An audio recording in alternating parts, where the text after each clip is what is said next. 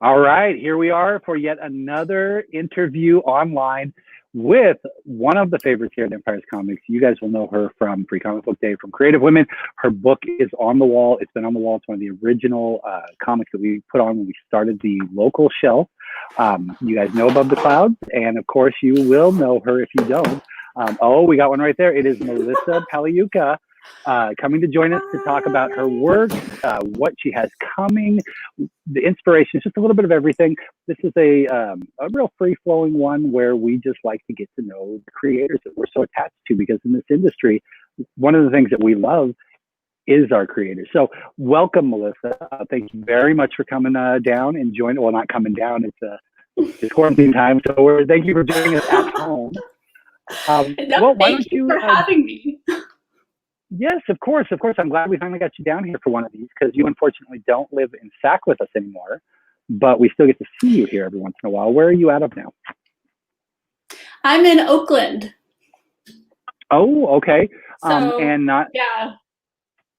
I was going to say not to sour the moment, but you guys are still locked down, correct? Yes. Yep. We've been indoors for months. Well, then, surviving. As a creator, have you been able to utilize this time to be extremely productive, or has just the current situation kind of hampered things? Like in my mind, I'm like, oh yeah. I mean, especially when we were just dealing with the pandemic, I kept thinking like, I'm going to use all this time to just focus and work on my new projects. And I think when you're forced to stay at home, it just sort of has a different energy. And so unfortunately, I feel like it's really have affected my workflow. My husband works from home now, and so it's sort of like a different dynamic in the house.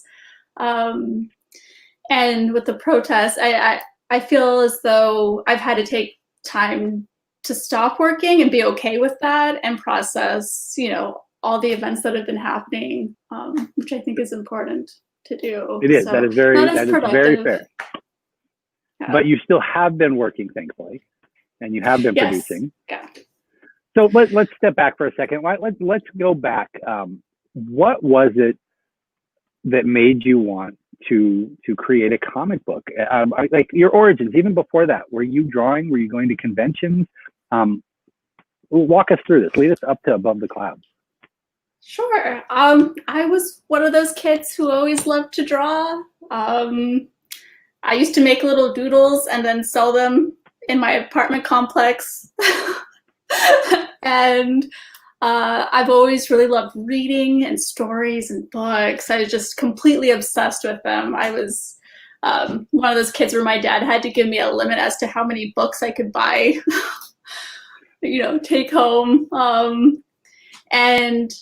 I always tried to tell a story with my artwork. And so I sort of started as an illustrator. I got my BFA, and it wasn't really until after college that I started doing conventions. I was with my friend Allie, and she was actually the brave one who she said, let's get a table. We'll get one together. I'm like, okay. And I was like really afraid. And do you remember what your first convention was? It was Sac Anime. I had a feeling it was in I forgot which. I don't think it was a hotel. Maybe it was. I remember there being like a really small lobby, because they've moved a couple times before. Yeah, I want to say like the Radisson might have been a place that it first started at. So you'd been doing it for quite a while then. Yeah. Back in 2007. I think that was when my first one was. Yeah, I did it once. And I love that feeling of being able to connect with people with artwork, and started becoming like a deadline to get more artwork done.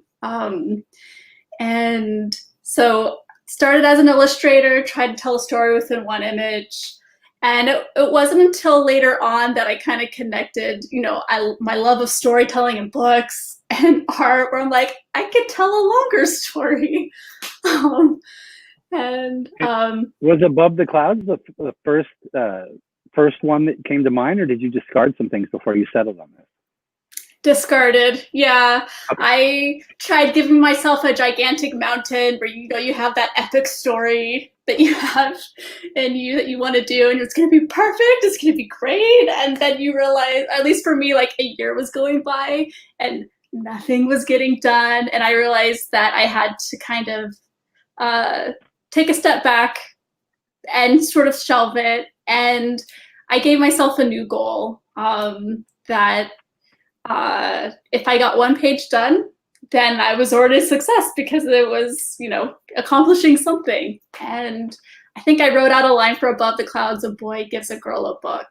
And it was like the next day I drew out a couple characters and I'm like, oh, I like these characters. And then the next day I drew out 2 pages. I was like, this is going somewhere. It's actually, you feel like this forward momentum. It was really nice. It was exciting. I still remember that feeling of starting something and going forward. And yeah. I think that's actually all some really good advice that potential creatives in general should take to heart, because sometimes you like you said, you have this giant story you want to tell, and getting started and seeing an end is can be daunting.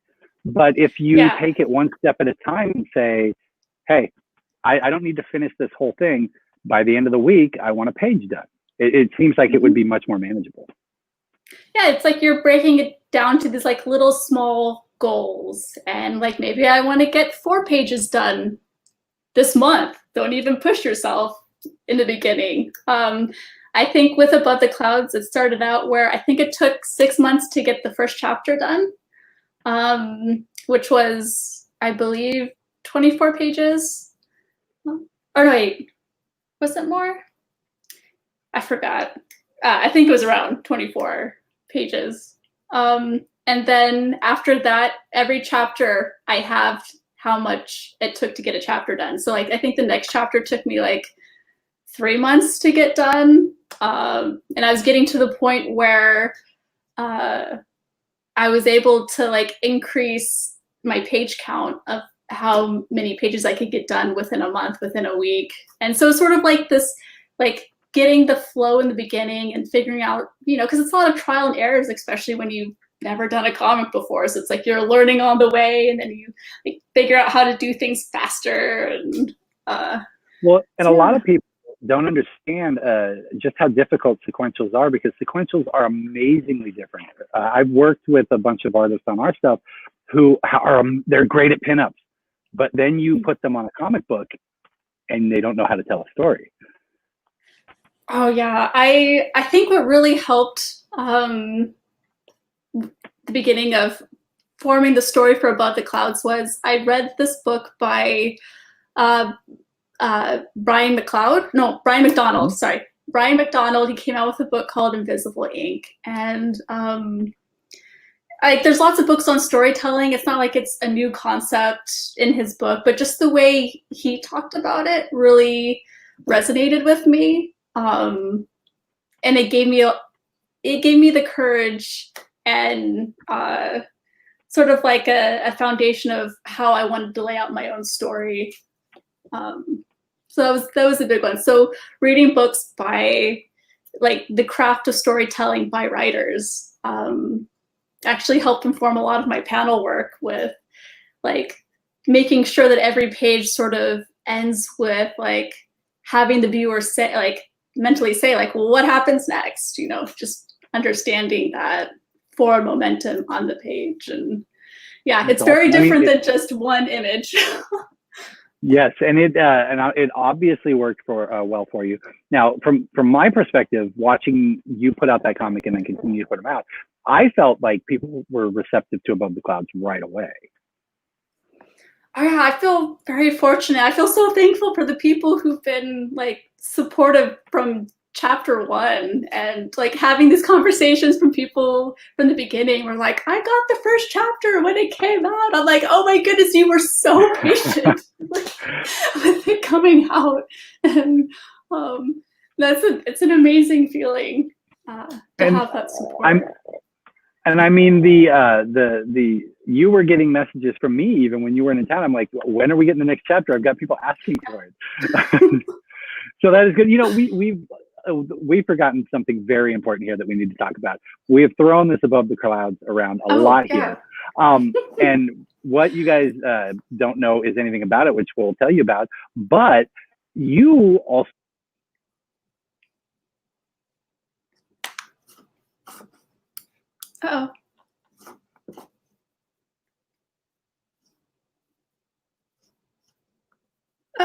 can't hear you. Are you there? Can you hear me? Can you hear me? Yes, I apologize. These things are a pain, as long as you can hear me. So we're going to talk about Above the Clouds. I'm going to have to recap for a second here. And we're going to talk about the fact that you single-handedly do this. This is not a collaborative effort where you've got somebody drawing, somebody writing. I mean, this is your passion project. Oh, yeah. It was definitely like a slow build in the beginning, and I had my day job, and so it's like first half of the day was working, and then the second half was coming home and then working on pages, and yeah. And then you have to have that kind of passion for it, because it's not an easy thing to do, and it's not an easy thing to get to a position where you're at, where you don't have to worry about holding down the job, because you've got it covered. So why don't you tell them a little bit about Above the Clouds so that they know what they're getting into?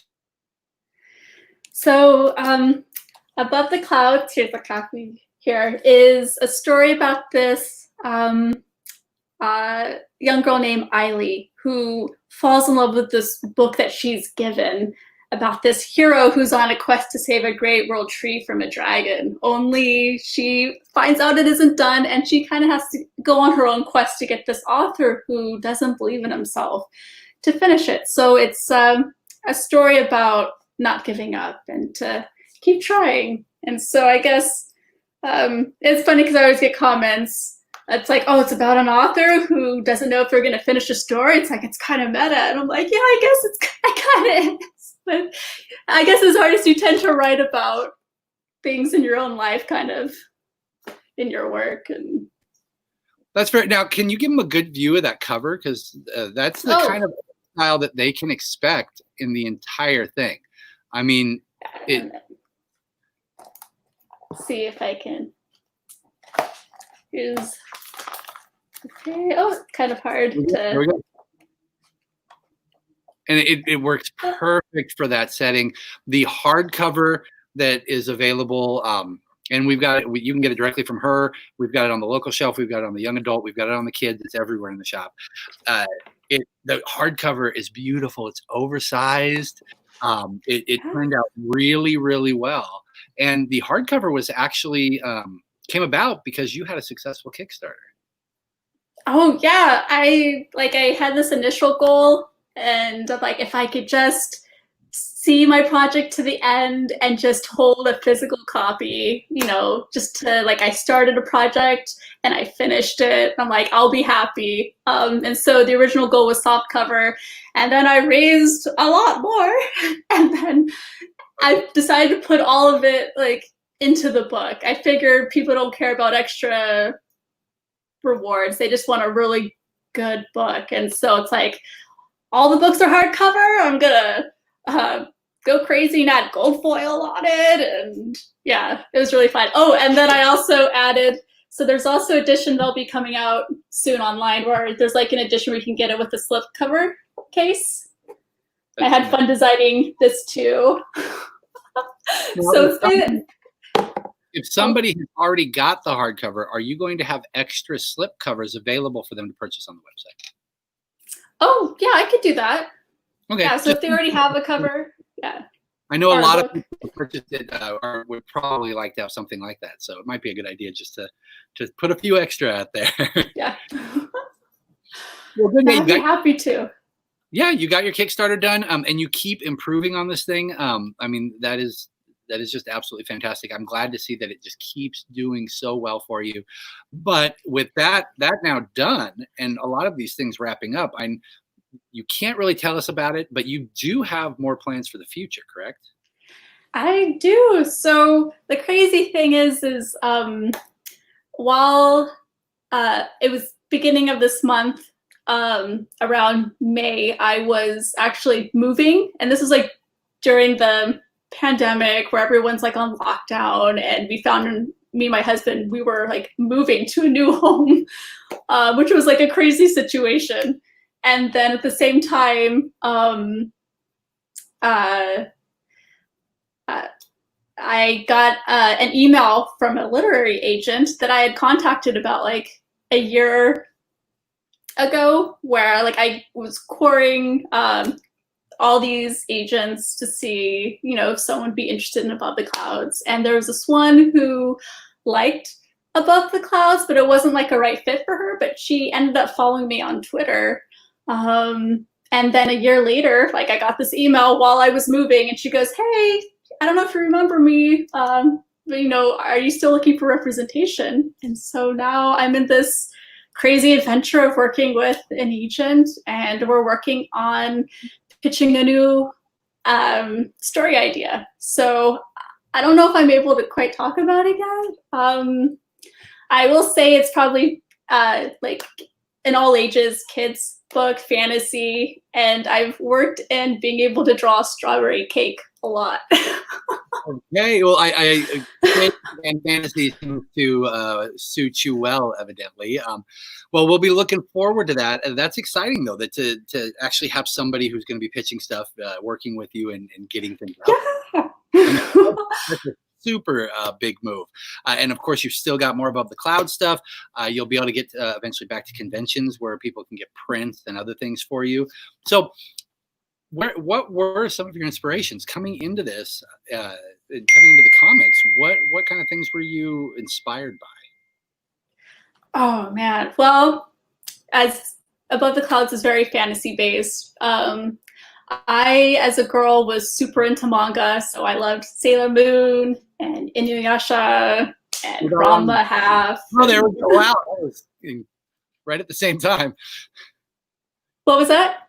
I asked, what about Ranma, right as you were saying it? Oh, yeah. Yeah, Ranma.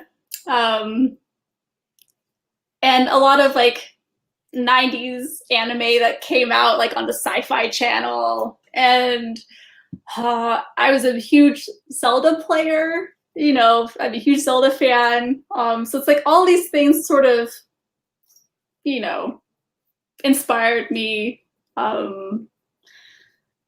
Yeah. They just, all of them came together to produce the Above the Clouds that we have today, which is great. Who do you enjoy drawing the most, like out of all of those? Who do I enjoy drawing the most? Yes. Oh, probably like my own artwork, or yeah, like Eiley. Probably Eiley, the main character, just because she's very sassy and very expressive, and yeah, she's fun to draw. You have a lot of fun with that. Now, what outside of that? What about from your manga inspirations? Is there a character that you find the funnest to draw? Oh, let's see. I haven't really been drawing too much fan art. But I always thought Inuyasha was pretty fun, just because he always seems, I don't know, just has really fun facial expressions and a really fun silhouette. I loved how Rumiko Takahara always drew, like the fashion was always very round and puffy. So it makes really fun like gestures when drawing out her characters. Had you ever drawn Kodachi? No. Oh, so much. It's so much fun. That one?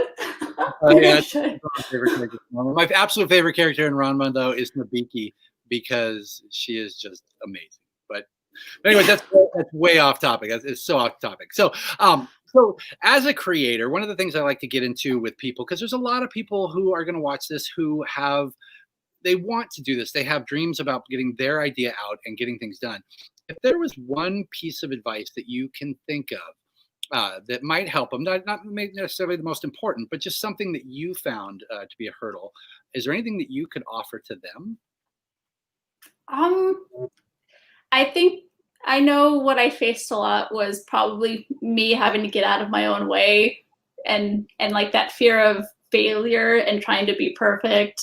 And I think the greatest advice was for my figure drawing teacher, who like the first day of class, I remember being in there and he goes, I know you all want to draw these like perfect, beautiful figures. He goes, but guess what? You have a lot of ugly drawings in you, so just get them all out right now. Just draw them so you can move on and go for it. And I think that was the greatest advice, helping me move forward, especially when I started Above the Clouds, just because like even I wish I could go back and change my first chapters, but it's like you have to let it go.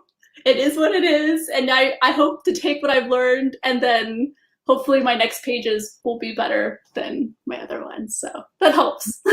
Yeah, and that is a very good point. I like the way he phrased it, because what a lot of creatives, and I apologize for Dylan, she's making noise. What a lot of creatives I find, especially when they're first starting, get caught up on is making sure that whatever they put out is the perfect product. And they get so caught up on it that they never produce anything. Yeah. So I really like the way your teacher phrased it. You're going to draw a bunch of bad stuff. Get it out now, because you're going to get better with it. Get it out. No, I'm going to use that when I talk to people, because I do talk to a lot of people in here who whether they're writers or artists, they just need to get over that fear of failure and just put it out, because no matter what you put out the first time, you're, like you said, you're going to look back and go, boy, I wish I'd done this. Boy, I wish I'd done that. And each one, it's going to get better and better until you're exactly. I imagine. Yeah, you got to build that foundation. You have to have that foundation to stand on so that you can keep building on top of it. And there's just no way to get around that. No, so just embrace it. Part of the creative process. It's and the other thing is, I mean, you're never going to please everybody. You're going to have people who love it. You're going to have some people who don't like it. It's all just no, that's perfect. So, well, I'm really looking forward to seeing what you're going to offer, Dylan. What you're going to offer us in the future here. And then when things get back to normal, of course, we're going to want to see you down here for our Free Comic Book Day Festival, which I'll be there. Here's to fingers crossed for 2021 being a good. And I have one more question for you. We saved the most important question for you till the very end, and it will very much shape the way I see you for the rest of our lives. Do you prefer soft serve or traditional ice cream? Oh, say that again. Soft serve or traditional ice cream? Yep. Which do you prefer? Ice cream. Oh, yes. Whoa. Okay. I mean, this debate has been going on in Empires for quite some time, and we have a pretty drawn crowd, but our side is definitely correct. And this we can be sure. Yes, exactly. There is no other answer. No, gotta go all the way. Well, thank you very much for joining us, Melissa. Again, you guys, it's right here. It's on the shelf. It's prominently displayed on the local shelf. Kids can read it. Young adult, it's perfect for. Ask us where it's at if you can't find it. Show some support to a local, and we'll see what else she has coming, because you're going to love this when you read it. So thank you very much for joining us tonight. And then thank you so much. See you hopefully sooner than later. That's right.